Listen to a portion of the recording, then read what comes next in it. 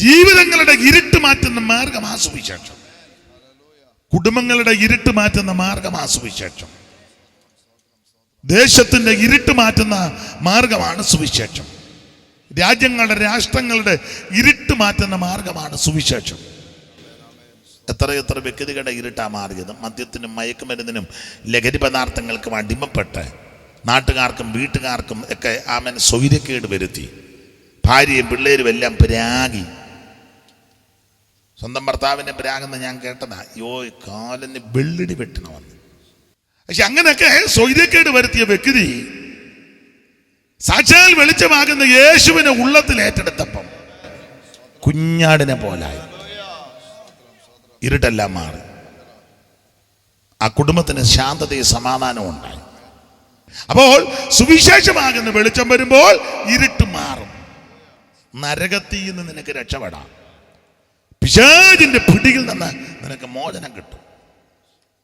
പാപ ശക്തിയിൽ നിന്ന് നിനക്ക് രക്ഷ. അതാണ് സുവിശേഷത്തിന്റെ ശക്തി. കേരളം ഒരു കാലത്ത് അന്ധകാര നിബിഡമായിരുന്നു. വിദ്യ അഭ്യസിക്കുവാൻ അനുവദിക്കത്തില്ലായിരുന്നു. എല്ലാവർക്കും ഒന്നും പള്ളിക്കൂടത്തിൽ പോകാനൊക്കത്തില്ല. അത് അവിടെ തമ്പുരാക്കന്മാരും ആ തത്തുല്യരായ ആൾക്കാർ പള്ളിക്കൂടത്തിൽ പോകും. അവർക്ക് വേണ്ടി പള്ളിക്കൂടമൊക്കെ ഉണ്ട്. പാവത്തങ്ങൾക്കൊന്നും പള്ളിക്കൂടത്തിൻ്റെ ഏരിയ ചെല്ലാനൊക്കത്തില്ല. പാത്തു നിന്ന് പോലും ഒരക്ഷരം പഠിക്കാനൊക്കത്തില്ല. സംസ്കൃതം ദേവഭാഷയാണ്. അത് അധകൃതൻ ഉച്ചരിക്കരുത്. കേട്ടാൽ അവൻ്റെ ചെവിക്കൊക്കെ തീയോ ഒരുക്കി ഒഴിക്കണം. ഉച്ചരിച്ചാൽ അവൻ്റെ നാവ് അന്നേരം പിടിതെടുക്കണം. അങ്ങനെ കോപ്പിച്ച് വെച്ചിരിക്കുക. ആരാ? മനു ആന്നോ? ഏതോ ഒരുത്തനാ. അങ്ങനത്തെ അന്ധകാരമായിരുന്നു. അമ്മമാർക്ക് മാറ് മറയ്ക്കാനൊക്കത്തില്ല. വസ്ത്രം ഉണ്ടേലും മാറ് മറയ്ക്കാനൊക്കത്തില്ല. അതുപോലെ അന്ധകാരമാണ്. അന്ന് പന്നിക്കും പട്ടിക്കും എല്ലാം അടിയിൽ കൂടെ നടക്കാം, മനുഷ്യന് നടക്കാൻ മേല. വലിയ വലിയ ആൾക്കാർ വരുമ്പോൾ ഇത്ര അടി അകലം ദൂരം നടക്കണം മറ്റുള്ളവര്. നായർ ഇത്ര അടി, ഈഴവർ ഇത്ര അടി, അങ്ങനെ ഓരോ ജാതിക്കും അടിക്കണക്കിന് ദൂരം നിന്നോണം, ഇല്ലേ വേറെ അടി വരും.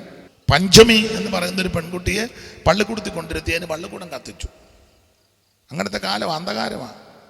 തത്തുല്യമായ സംഭവം ആ കുമ്പനാടിനടുത്ത് പൂവത്തൂര് പുല്ലാട് നടന്നത്. അതാ പുല്ലാട് ലഹള. വെട്ടുകണ്ടമെന്ന് പറയുന്ന സ്ഥലം മല്ലപ്പള്ളിക്ക് അടുത്തുണ്ട്. കാരണം അടിമകളെ വെട്ടി കണ്ടിക്കുക. ആരും ചോദിക്കാനില്ല. അടിമ ചന്തകളുണ്ടായിരുന്നു. അപ്പനെയും അമ്മയും മക്കളെയും കൊണ്ട് ചന്തയെ കൊണ്ട് വില പറയും. ഇഷ്ടമുള്ളവർ വന്ന് ഇഷ്ടപ്പെട്ടവരെ മേടിച്ചുകൊണ്ട് പോകും. എല്ലാ വീട്ടിലും എല്ലാവരെയും കയറ്റുകയില്ല. കയറിയാൽ തന്നെ മുറ്റത്ത് കയറാനൊക്കത്തില്ല. മുറ്റത്ത് കയറിയാലും തിണ്ണേ കയറ്റുകയില്ല. തിണ്ണേ കയറ്റിയാൽ മുറിക്കകത്തോട്ടും കയറ്റുകയില്ല.